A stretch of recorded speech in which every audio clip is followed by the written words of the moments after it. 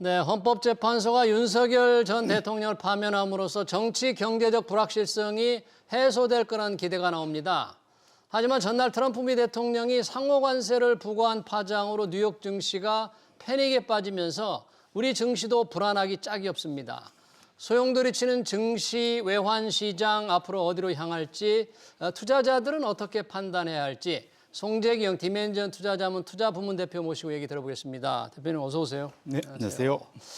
자, 역사의 한 페이지를 장식했습니다. 탄핵 선고 인용, 파면 결정 우리 시장은 어떻게 지금 받아들였습니까?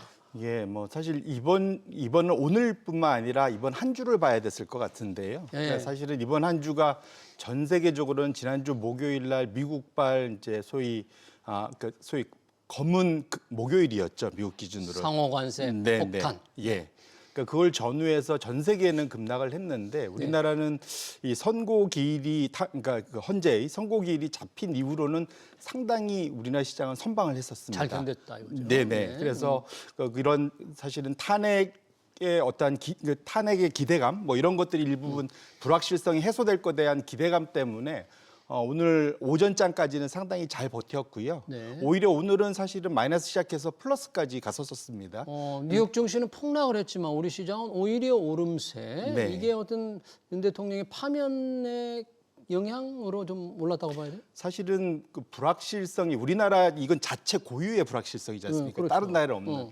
이런 것들이 거의 한 120일 이상 장기간 끌었었기 때문에 그렇기 때문에 어떤 측면에서 보면 이 국내, 그러니까 우리 자체적인 불확실성이 해소돼 갈 수 있다는 측면 때문에 이번 주에는 상당히 잘 버텼는데 아까 말씀드린 대로 이 트럼프 관세 악재 이것 자체가 앞으로 어떻게 미칠 거에 대한 영향을 우리나라 장이 아직은 충분히 반영을 하지 못한 것 같아서 예, 이게 오늘까지는 뭐 나름 선방을 하지만 다음 주부터는 과연 이 기조가 유지될지에 대한 우려. 왜냐하면 사실은 국내 그 사이 버텼던 거는 국내 개인과 기관들이 이걸 받아주면서 했지 외국인들은 지금 3일간 계속 팔고 있거든요. 계속 팔고 있잖아요. 예, 대규모로 계속 팔고 있기 때문에 그런 측면에서는 이것의 그 지속성에 대해서는 좀 자신감이 좀 떨어지는 측면이 있겠다 이렇게 말씀드립니다. 그러니까 우리가 이게 권투로 치면 이 상호관세의 권투가 정말 강한 펀치인 거잖아요. 맞습니다. 윤석열 대통령의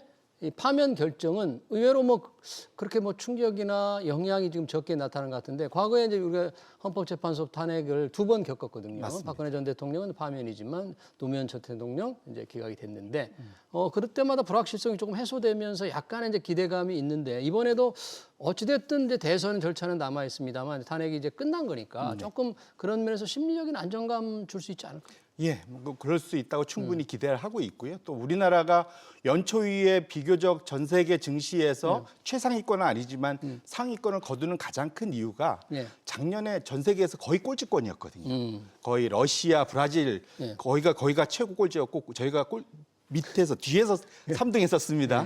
하지만 올해 들어서는 확실히 역전이 되면서 상당히 지금 양호한 성과를 비교적 거두고 있었고요. 거기에 일단 오늘 그 탄핵이 확정이 되고 나면서 불확실성 해소됐다는 측면에서만 그것만 놓고 보면 상당히 기대할 만하다 볼 수 있을 것 같고요.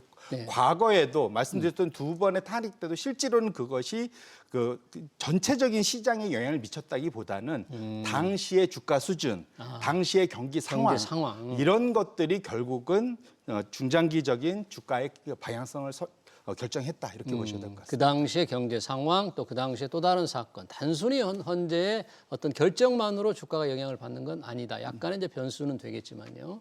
결국 이제 미국의 상호관세 트럼프 대통령이 발표한 이 상호관세의 영향이 과연 어떻게 나타나느냐 그러는데 우리가 전체적으로 맞은 게 25%예요. 뭐 계산도 참 이상하게 나온 숫자긴 합니다만 예상보다는 훨씬 높은데 이게 지금 시장에 좀 차별적으로 나타난다. 뭐 업종이나 종목마다 좀 다르게 나타나고 있죠. 충격을 더 받는 종목이 있을 수 있을 텐데 어떤 것들이 지금 어떻게 나타나고 있어요? 말씀 주신 대로 이게 100년 전으로 돌아가는 수준입니다. 예, 100년 전. 예, 그러니까 미국의 마지막 관세 장벽을 세웠던 게 1930년대 스무트 홀리 관세였거든요. 예. 근데 그 당시가 20%인데 이번에 올린 것이 그대로 유지가 되면 23%까지 올라갑니다. 일부는 더하면 26%까지 얘기하는 분도 있고요. 결론적으로는 100년 전으로 돌아가는 관세의 높은 수준이기 때문에 엄청 높다 봐야 될 것 같고요.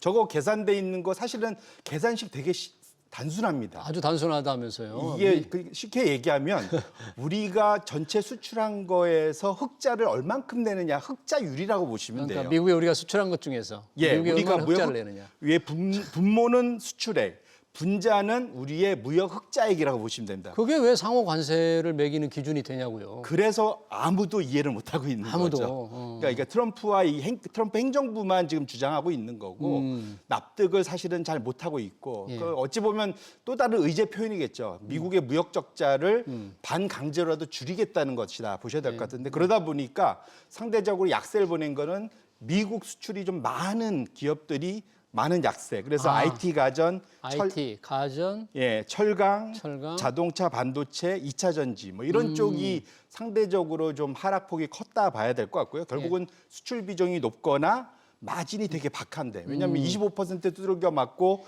이익을 낼 수 있는 기업이 그렇게 많지 않습니다. 그렇죠. 반면에 이제 좀 강세를 냈던 데들은 상대적으로 조선은 좀 미국이 원하다 보니까 무관세일 가능성에 대한 기대. 조선. 그다음에 이제 통신, 소프트웨어, 필수 소비재 건강관리, 대표적인 경기 방어적인 그런 거 관세 영향이 좀 덜 받는 내수에 조금 더 치우쳐진 이런 분야가 상대적으로 좀 선방하고 있는 그래서 확실히 관세 영향이 업종의 희비를 가르고 있다 이렇게 보셔야 될 것 같습니다. 자, 증시 영향 좀 더 들여다보기 전에 환율 한번 잠깐 짚어보겠습니다. 환율 변화가 정말 심했어요.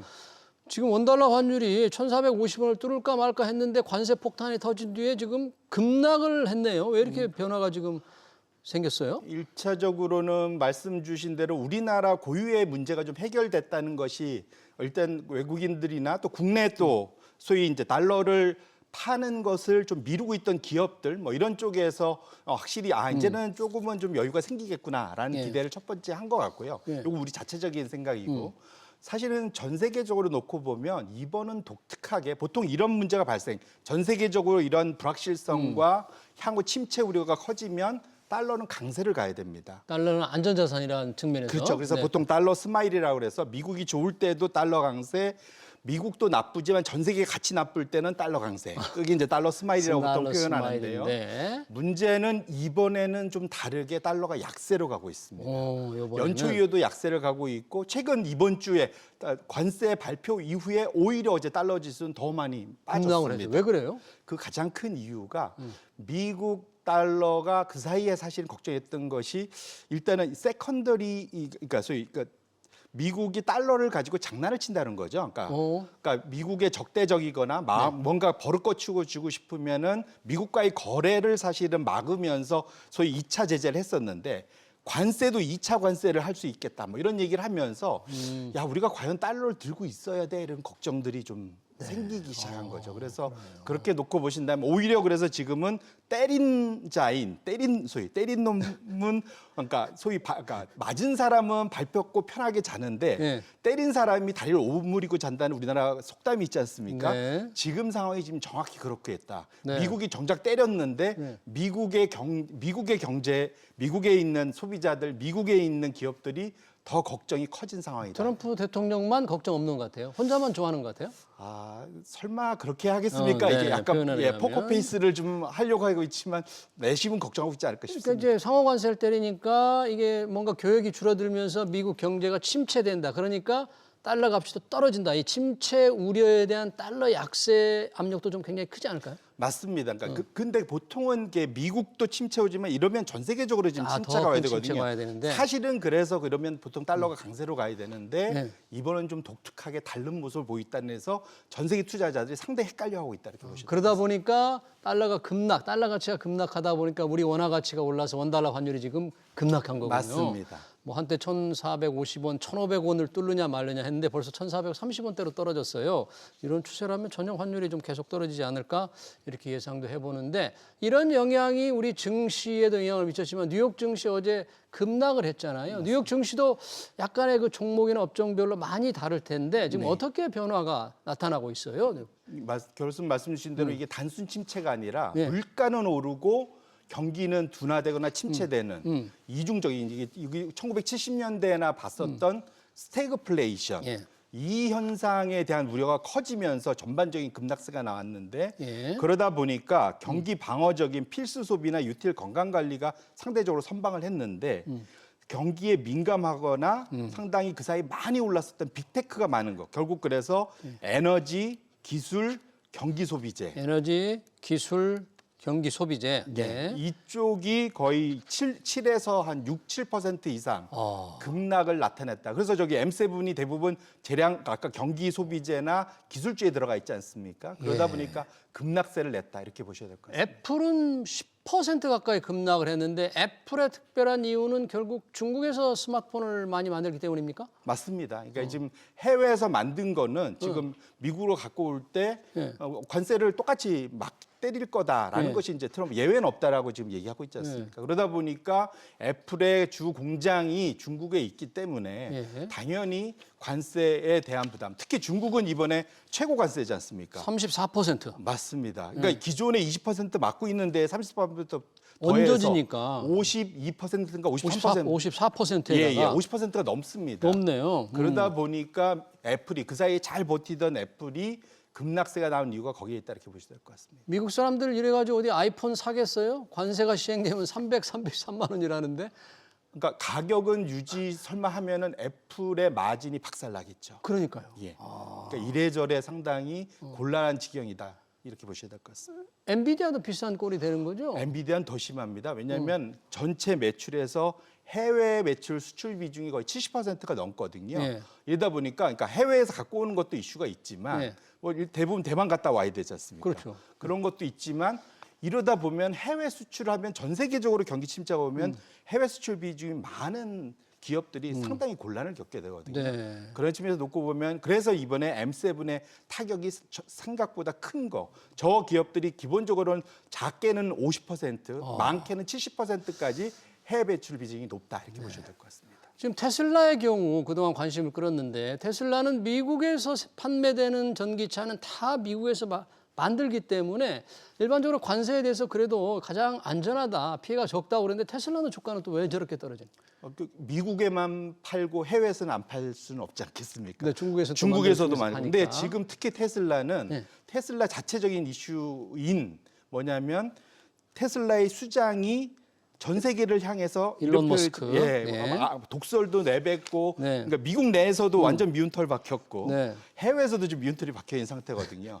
그러다 보니까 대표적으로 트럼프를 어떻게 할 수는 없으니 테슬라의 수장이 있는 머스크가 있는 테슬라의 차를 불매하는 운동 이런 것들이 미국 내도 있지만 전 세계적으로 벌어지고 있거든요. 특히 유럽에서 심하다면서요? 맞습니다. 네. 그러다 보니까 지금 중국에서도 마찬가지고 중국도 마찬가지고. 결론 그러다 보니까 절반 넘는 해외 매출이 상당히 큰 타격을 받을 수 없는 그런 상황이다 이렇게 보셔야 될 것 같습니다. 네, 그러네요. 뭐 혹시 일론 머스크가 이렇게 주가도 떨어지고 그러니까 정부 효율부 수장에서 떠난다 이런 소문이 있던데 혹시 투자자들이 바라는 건가요? 실제 떠날 가능성이 좀 있어요? 그러니까 사실은 아마 냉정한 투자자들이면은 떠나기를 바랄 텐데 떠나기를 바라고. 뭐 일부는 이제 저걸 좋아하기도 하겠지만 예. 어쨌든 근데 머스크는 그럴 생각은 없는 것 같습니다. 머스크는 여전히 네, 주가가 떨어져도 네. 트럼프 옆을 지키겠다 뭐 이런 겁니까? 적어도 내년 여름까지인가가 임기지 않습니까? 예. 그때까지는 본인이 하던 걸 하겠다라는 것을 어젠가 그제 그 X 트윗을 통해서 네. 어느 정도 의중을 좀 내비친 걸로 좀 알려져 그래요. 있습니다. 그러니까 정부 효율부 수장을 떠날 것이라는 소문을 일축한 거네요. 네, 맞습니다. 뭐 지금 빅7, M7만 그런 게 아니에요. 우리 증시도 지금 삼성전자도 떨어지고 있는데 삼성전자가 보니까 이 베트남 아까 애플이 중국에서 많이 만들듯이 삼성전자는 또 베트남에서 스마트폰을 많이 만들잖아요. 맞습니다. 그래서 미국으로 다 수출하니까 네. 역시 삼성전자도 베트남 관세 이 타격이 클 수밖에 없는 거죠. 당장 큰일이죠, 사실은. 그리고 적어도 스마트폰 조립을 거기서 하다 보니까 예. 갖고 들어갈 때는 또 관세가 생각보다 32%가 높지 않습니까? 예. 그러다 보니까 아무래도 이제 다른 해외 기지 좀 상대적으로도 삼성전자는 해외 기지가 많다 보니까 다른 곳으로 그 생산 그 여력을 좀 딴 데로 넘기는 그런 작업이 상당 기간 좀 움직여져야 될 거다 이렇게 보고 생산 있습니다. 기지를 네. 참 이 중국에 어려워서 생산 기지를 우리 기업들이 많이 베트남으로 어렵게 옮겼는데 이 또 그 생산 기지를 다른 곳으로 옮기는 생산 기지 한번 옮기는 게 정말 어려운 일이잖아요. 맞습니다. 네. 참 이러지도 저러지도 못하고 그럴 것 같아요. 그러니까 물리적인 시간이 필요하기 때문에 네. 그런 측면에서 놓고 보면 기업들 입장에서는 상당히 곤란한 상황인 것만은 분명하다 이렇게 봤습니다. 베트남에 대해서 미국이 매긴 상호 관세가 무려 46%. 아, 맞습니다. 중국보다 훨씬 높고요. 우리의 2배 됩니다. 정말 놀라운 건데요. 자, 이 품목별 상호관세와 달리 품목별 관세라는 게 있는데요. 지금 철강의 25%가 물리는 것과 똑같은 건데 반도체는 어제 지금 품목별 관세 발표가 안 됐습니다. 맞습니다. 근데 맥이겠죠? 뭐 현재 분위기를 봐서는 아마 시기의 문제일 뿐 맥이지 않을까 좀 생각을 하고 있고요. 예. 다만 이제 그 안에서 품목 안에서도 마진 높은 고부가인 이제 HBM이나 이런 것들이야 충분히 높은 고마진이니까 어느 정도 흡수가 가능할 텐데 이 범용 반도체들은 상당히 어려움을 겪을 수 있을 것 같거든요. 그런 측면에서는 이제 삼성이나 SK 하이닉스 갖고 있는 품목 안에서도 이제 세분화될 것 같은데 주가 측면에서만 놓고 보면 지금 현재 상황에서는 연초 이후에 좀 주가가 밀렸는데 이 가장 큰 이유가 미국의 필라델피아 반도체 지수가 지속적으로 지금 하락하고 있습니다. 그래서 1년 전에 비해서 드디어 이제 마이너스로 돌아섰거든요. 보통 이것이 6개월 정도 시차를 두고 그 이후에는 실제로 전 세계 반도체 매출이 꺾이는 모습이 그대로 따라가는 현상들이 나타납니다. 필라델피아 반도체 지수를 네. 네. 6개월 정도 시차. 결국 6개월 주가가 정도 모든 걸 시차를 선행하는 거죠. 그러니까 최근에 주가가 고점 대비 계속 빠져서 결국은 지금 마이너스권으로 간 것 자체는 세계 반도체 경기가 하반기에 들어서는 빠르게 좀 둔화될 수 있다는 측면에서 놓고 보신다면 하반기에 이 관세와 동시에 맞물리면서 전 세계 반도체 기업들한테는 상당히 좀 어려운 한 하반기가 될 수도 있겠다 이렇게 말씀드립니다. 그런데 그동안 감산의 효과라 그럴까요? 메모리 가격이 조금 오르고 있다. 마이크론 테크놀로지, 삼성도 고객사의 메모리 가격을 조금 올리는 걸 뭐 통보했다. 이런 뉴스는 나오던데 혹시 그런 영향은 그게 이제 사실은 삼성전자가 최근에 많이 올랐었던 이유였죠. 그게 이제 뭐냐면 중국발 중국 소비 진작 수혜가 이제 거기서 나타난다 볼 수 있는데요. 그 호재가 트럼프 관세의 악재를 누를 수 있느냐 그 힘겨루기가 올 여름까지 지속될 수 있겠다 이렇게 말씀드립니다. 그러네요. 참 5만 전자로 다시 미끄러졌어요. 삼성전자. 뭐 6만 전자 또 7만 전자 올해 안에 기대하기가 좀 만만치 않겠어요? 맞습니다. 지금은 불확실성이 너무 크기 때문에 이제 일단 실적이 잘 나와 준다 하더라도 유지 가능성에 대해서 투자자들이 믿어줘야 되는데 그런 측면에서는 아직도 테스트의 대상이 분명되고 있다 이렇게 말씀드립니다. 자, 외국인들 아까 우리 국내 투자 말씀을 해주셨는데 상호관세가 발표한 날 그 영향으로 외국인들을 대규모 매도를 했잖아요. 맞습니다. 오늘 또 대규모 매도를 하는데 왜 외국인들이 이렇게 계속 순매도 그것도 규모도 하루에 뭐 1조 이상 되는 엄청난 양을 팔아 제끼는데 왜 그럴까요? 일단은 글로벌 투자자들이 다 당황하고 있습니다. 왜냐하면 트럼프 관세를 대충 기본적으로는 연초 이후의 생각이 협상용이라고 생각을 했었지 않습니까? 그런데 그 목요일 날 발표된 트럼프 관세를 보니까 아 이거 진심이구나. 그리고 이 규모가 사실은 예상을 완전히 벗어나 버렸거든요. 예상보다 훨씬 높은 거죠. 예, 100년 전으로 돌아갈 정도로 엄청난 사실은 이게 상황입니다. 그러다 보니까 글로벌 투자자들이 지금은 앞이 안 보인다고 생각을 합니다. 그러다 보니까 소위 디리스킹이라고 하죠. 그래서 지금 모든 포트폴리오의 그런 위험 부담을 최대한 줄이고 있다 보셔야 될 것 같고요. 그런 측면에서는 지금 주식 특히 이제 수출이 많은 나라들의 주식을 좀 많이 줄이고 있습니다. 그래서 그 우리나라는 상대적으로 이번 주에 그래서 이제 우리나라를 포함해서 일본.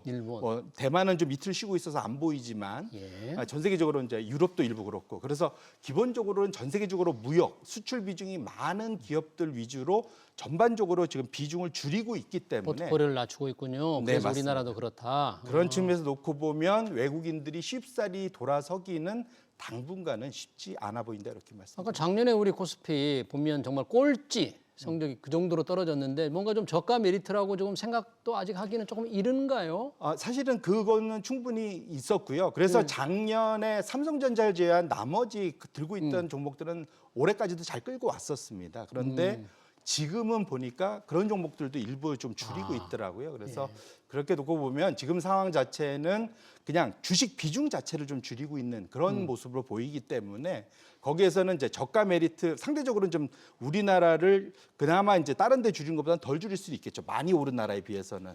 하지만 적어도 이 상황에서 다른 나라 줄였다고 우리가 수혜를 본다 뭐 이런 거는 당분간은 좀 쉽게 생각하기는 좀 어렵겠다 이렇게 말씀드립니다. 외국인들이 그렇게 대규모로 팔아 제끼고 있는데 물론 기관 투자가들이 조금 사지만 이런 걸 받쳐주는 게 지금 개인들이잖아요. 맞습니다. 개인들이 정말 대규모 순매수, 정말 용감하고 적극적으로 순매수를 하고 있는데 정치적 불확실성이 조금은 해소됐다고 합니다만 아까 상호관세의 영향이 본격적으로 시장에 나타날 수도 있는데 이런 때 우리 국내 내국인들이 투자 전략을 좀 괜찮다고 보십니까? 어떻게 가져가야 되나요? 예, 적어도 이제 이번 주에는 개인들의 투자 심리가 많이 회복되면서 그 외국인들의 매도세를 다 받아냈는데 문제는 트럼프 관세는 진행형이라는 거죠. 그런 측면에서 놓고 보면 이것을 우리나라 주가에 아직 충분히 반영은 안 돼 있기 때문에 너무 공격적으로 하시는 거는 좀 위험해 보인다. 제가 이제 말씀드리고 싶고요. 예. 이것 자체가 여전히 이제 희망은 트럼프가 본인들이 힘들어지기 시작하다 보니까 좀 한 발 물러서 주기를 좀 바라는 측면이 있지만 그게 언제일지는 아무도 알 수 없습니다. 그렇게 놓고 본다면 우리나라가 단순히 싸다는 것만으로 너무 공격적으로 사시기보다는 당분간 앞이 안 보일 때는 안개가 꼈을 때는 우리가 자동차 운전하고 가다가도 속도를 줄이지 않습니까?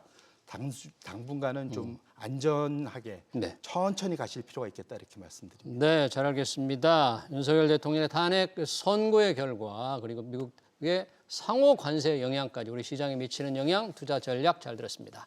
지금까지 송재경 디멘전 투자자문 투자부문 대표였습니다. 대표님 고맙습니다. 네, 고맙습니다.